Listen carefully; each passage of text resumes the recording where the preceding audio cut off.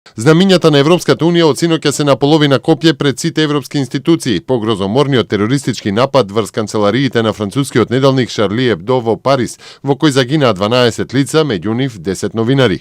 Европската престолнина е во длабока жалост, а во знак на почит кон загинатите, сите пратеници во Европскиот парламент, предводени од председателот Мартин Шулц, предпладнево одржаа едноминутно молчење пред зградата на Европскиот парламент во Брисел. Ја примивме со голем шок и тага информацијата за терористичкиот напад врз канцеларијата на неделникот Шарли Ебдо во Париз. Ова грозоморно дело е напад против сите наши вредности на слободата на изразување и слободата на печатот, против толеранцијата и меѓусебното почитување. Силно го осудувам и во име на Европскиот парламент и јас го изразувам моето сочувство до семејствата и пријателите на жртвите, истакна првиот човек на Европарламентот Шулц. Во исто време Европската Унија ја зголеми безбедноста на своите институции во Европската престолнина, а и белгиската полиција го засили обезбедувањето на државните институции во главниот град. Европската комисија одржала неколку состаноци, а високата представничка за надворешна и безбедносна политика Федерика Могерини веќе закажала состанок на Советот за надворешни работи за 19 овој месец, каде главна тема на разговор ќе биде тероризмот и борбата против него. За 28 јануари закажан е вонреден состанок на министрите за внатрешни работи со тема борба против тероризмот. Борбата против тероризмот е одговорност на земите членки, но ние сме тука за да им помогнеме. Имаме внатрешна безбедносна стратегија која истече минатата година, но следните неколку месеци ќе донесеме Европска агенда за безбедност. Креиравме легална околина за соработка и размена на информации меѓу земите членки за безбедносни прашања, а функционира и Шенген информацијскиот систем, од кој токму Франција имаше неголема корист во однос на системот за проверка на индивидуалци и документи. Постои и заштитна клаузула во случај на потреба за заштита на границите, а даваме и финансиска подршка на земјите за развивање на нови алатки за борба против тероризмот и враќањето на странските борци во Европа, образложи портпаролката Наташа Берто.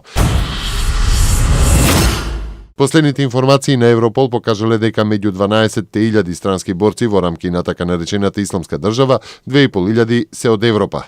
Во меѓувреме, денеска нов напад ја потресе Франција, откако општинска полицајка во Монтруж на југот на Париз починала во престрелка во која е повредено и техничко лице, додека двајцата интервенирале при сообраќајна несреќа.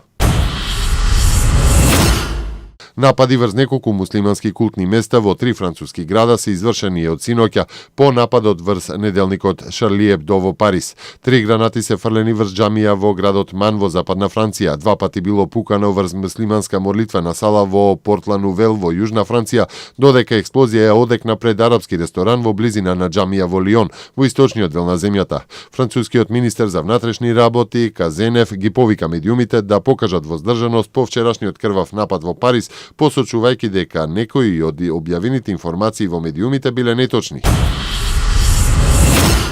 Познатиот француски доктор и член на редакцијата Шарли Ебдо Патрик Пелун најави дека следното издание на ова списание ќе биде испечатено следната среда. Членовите на редакцијата одлучиле да продолжат со работа.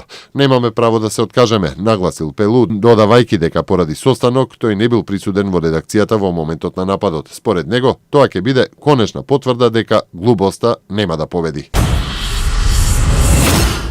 Во меѓувреме, писма со сочувство до Француската република, во кое се изразува тага за загубените животи во масакрот во Париз, испрати македонскиот државен врв, како и низ институции и јавни личности од земјава. Град Скопје објави меѓународен јавен оглас за давање под закуп на автобуската станица Скопје за временски период од 15 години како целосно функционален простор дефиниран со имотните листови.